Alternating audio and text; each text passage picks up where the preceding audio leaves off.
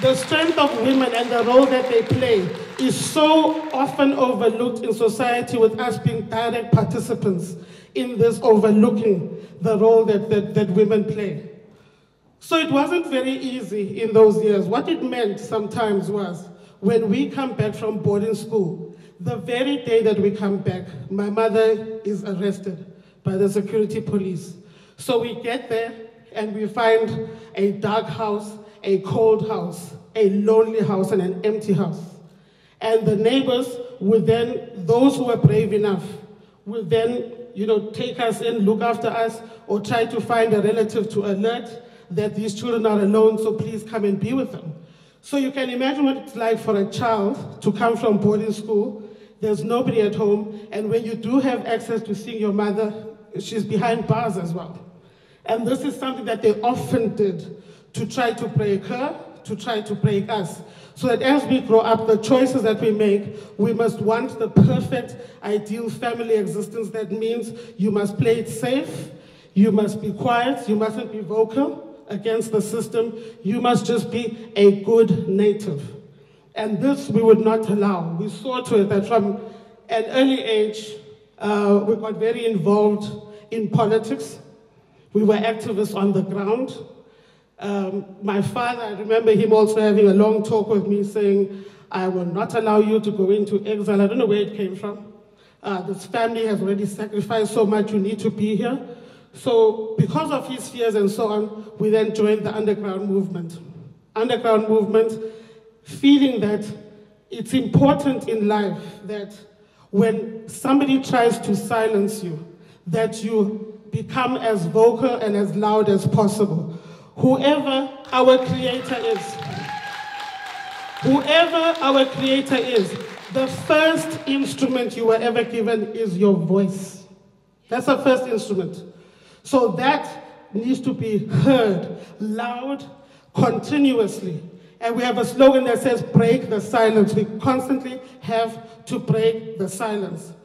We would not, and I think when I talk again about my mother, she's a typical example of that, of how you should always be vocal. Even today, she remains very vocal when other people choose to play safe, choose to look after their narrow self-interest as opposed to being very vocal about whatever it is that's going wrong in society or around them.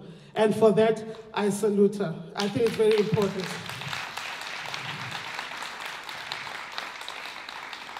Let me just talk a little bit. I know that we kind of like off schedule a bit, but just to talk about as well the role of the arts. Now, when you have a system that tries to silence you, whenever you speak, you are thrown behind bars, you are harassed, you are tortured, all of that. You find other creative ways of expression. And that's in fact part of our history as South Africa. So many of our stories have been documented in theater, in song, and through the spoken word. You may have heard of a poet called Mzwakhe Mbuli, who was also very popular in Europe, who would say through his poetry, he had an AK-47 of the mouth, everything that he said, and everybody listened to him. And even when at some stage he was behind bars, people were still listening to his poetry. We had artists like Silo Chikotwala, who, because you were not allowed to mention Mandela by name, came up with a song called We Miss You Manelo. But we all knew when we sang along what he meant. The system did not, but we understood. And even the way he put together the video that spoke about We Miss You Manelo. Manelo was supposed to be a young girl who fell pregnant and left home because the parents were upset with her. So the pregnancy was very symbolic of a future and a free South Africa. And the man that he used to play the part, this girl's father, bore an uncanny resemblance to my father. So in that way, Silo Chikotwala also made a statement.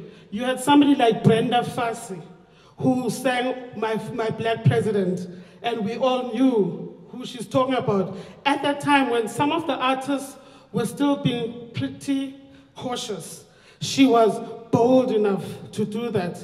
One cannot also overlook the role that music played in our lives as children. How my mother used to play us Nina Simone's To Be Young, Gifted and Black, making it a point that we know from an early age, we know those lyrics, we understand them, and we sing along. And then she would skip across and then play us Handel's Messiah, because she wanted us to appreciate all forms of music to grow our minds. Because remember, apartheid was designed to keep you in boxes. My mother always made it a point that she helped us with tools to break free, that you shouldn't be in a box in the first place. You should be out there, you should be able to appreciate and love everything. So she taught us that, the importance of those lyrics that she always played for us. Listening to Maotela Queens, the Manhattan Brothers, who subsequently went out into exile, listening to their stories as well. She plays something for you and she says, do you know where they are? And you hear their music is beautiful. It's lovely music. It's music you want to dance to. It's music that you want to sing along to. But these people were regarded as a threat by the system and they've had to leave the country.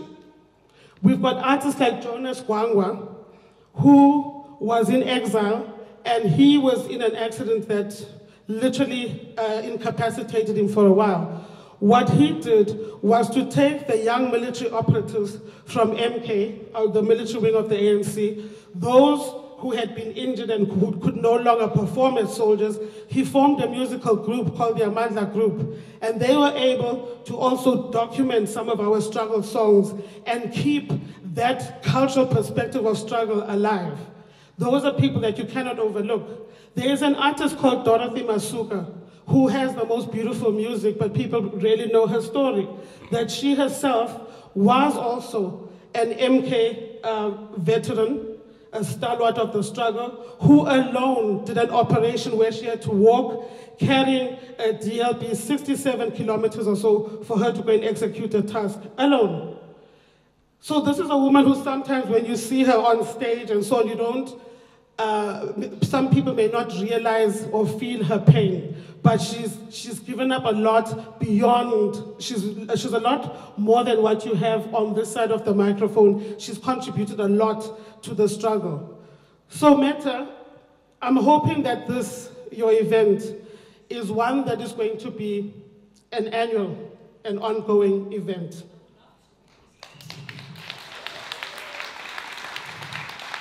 I think it's very important for dialogues to be had, especially with the current geopolitical environment. We have to have these conversations.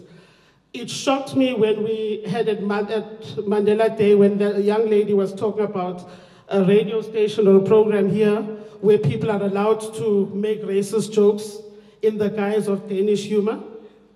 That is not acceptable. It's not acceptable. Try cracking those jokes in South Africa and let's see what's going to happen. I invite you, anytime. Because in South Africa, first of all in South Africa, you will be arrested. Number two, you will be penalized. I think our last racist lady was charged 150,000. You will get that. Thirdly, you will get an education. You'll be forced to attend a workshop where you are where our philosophy is don't hate, just educate. That will happen, and I think that needs to happen here. Because I've had discussions with people here that I really look up to and respect, who will say to me the same thing about, oh, but do you know that Negro is Latin for black? And then I say, it's the intention, by the way, and the effect that that name has on me that matters. And this is a two-way street. If Negro is okay for me, then please embrace racist slave master for yourself. It's a two-way street. I think it's so very important in a society where some of us have been at the receiving end of racial incidents, where you're not allowed to use the word racism. People get uncomfortable here, whether it's in schools or, you know, community halls. When you talk about racism, it's like it doesn't exist. And I'm thinking, where are we? Where are we? It's important to have these dialogues because we spoke earlier on about the importance of liberation of all of us from these mindsets. the mindset that says I'm superior, the mindset that dictates somebody is inferior. We all need to be liberated from that. We don't exist in isolation. We're part of a bigger global family. And the sooner we learn to look into ourselves and address our mindset issues, so much better will this world become. In the words of Mahatma Gandhi, you are the change that you want to see in this world. You cannot possibly say you admire a figure like Nelson Mandela, but you treat his people in another manner. It doesn't work like that. It doesn't work like that. Nelson Mandela didn't just start and end on Robben Island. He just got there after 27 years and said, I forgive my captors. No. He comes from a village. You see, he tends to be depicted as this tree trunk with no roots, no branches. Those roots are the indigenous knowledge systems he's learned from the village. That's what informs him. That community of Kunu and Kwegezweni that raised him, that's where he gets all those values that we admire today. The branches, the leaves, and all of that are the people, like the continent, his people all over the world, his people of color where you might see them. So I often get so taken aback by people who want to see him and admire him in isolation, something he himself would never have liked you to do. He never saw himself as anything great in isolation. He would always say, my movement and I, my colleagues and I, even when a personal matter of being separated from his wife in that press conference, what did he say? My colleagues and I have decided, my colleagues and I.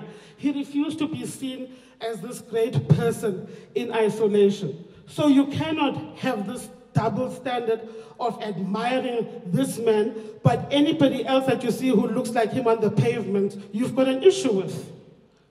No, you cannot. And people who are here are not, people who find themselves here relying on your generosity and on your charity are not here to harm anybody. It's conditions that have brought them here.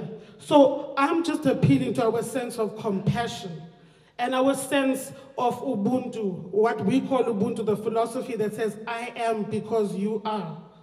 We are all one entity. We are all one human family. We all come from one ancestor. I think I should rely on Professor over there with your South African tourism skills. You do such a good marketing spin for South African tourism. People need to visit the continent. You need to visit South Africa. You need to visit the cradle of humankind and see from where we all come. We all have a common ancestor. So the fact that we look different is not the issue.